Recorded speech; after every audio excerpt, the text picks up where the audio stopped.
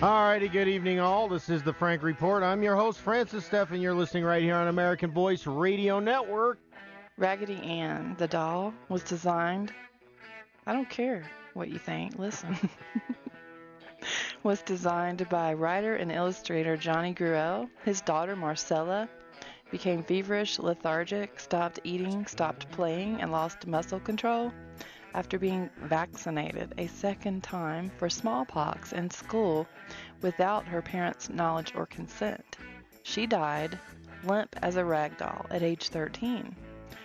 So her dad then designed a limp, lifeless doll with a cheerful face, a sad tribute to his daughter who suffered such a painful, untimely smallpox vaccination-related death in 1920. That's one thing I wanted to say. So they've been killing people with vaccines for a long time. Yeah. And also, there is Dr. Roderman's smallpox experiment. And on January 21st, 1901, Dr. Roderman entered the home of a family that had a daughter with smallpox.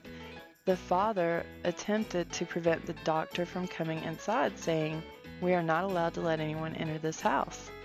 Dr. Roderman was amused and noticed that other family members, including a 2-year-old running about the house playing, seemed in perfect health. Though mother and father were not afraid they or their 2-year-old would catch smallpox, they had been told the disease was very contagious, a belief that Dr. Roderman did not share.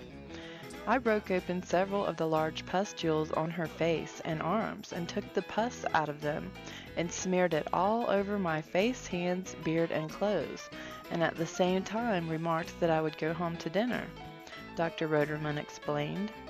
The story then recounts all those with whom Dr. Roderman came into contact, friends, family, patients, and by epidemiological extension, all those with whom they came into contact.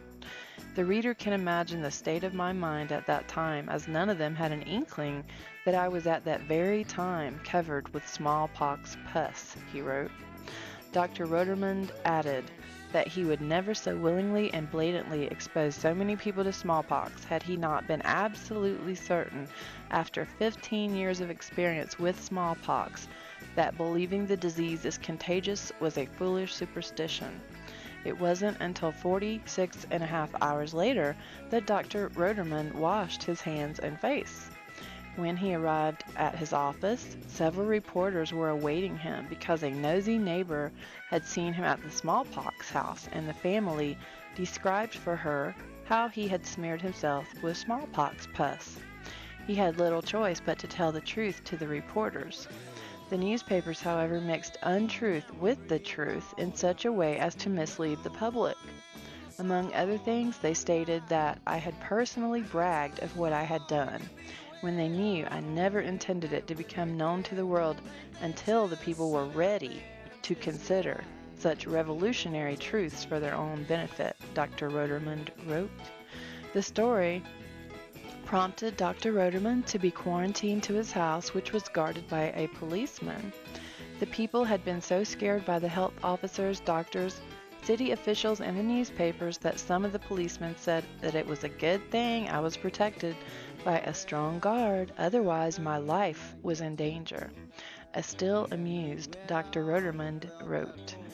The doctor escaped quarantine and traveled to Chicago, Terre Haute, and was arrested in Milwaukee and quarantined again.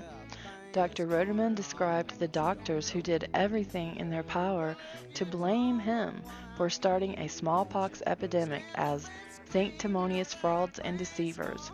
Even after I had exposed 30,000 people and rubbed my pus-covered hands over 37 faces, they could find nothing against me, he said.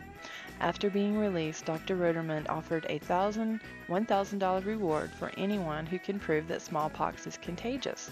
Not one doctor responded. Its conclusion was that doctors knew smallpox was not contagious, but would rather profit from the public's irrational smallpox fears and superstitions than tell them the truth. You're listening to AVR, the American Voice Radio Network, We're on free-to-air KU band satellite at Galaxy 19 at 97 degrees west, frequency 11836 vertical with symbol rate 20.770, PID left audio channel. Visit our website at theamericanvoice.com.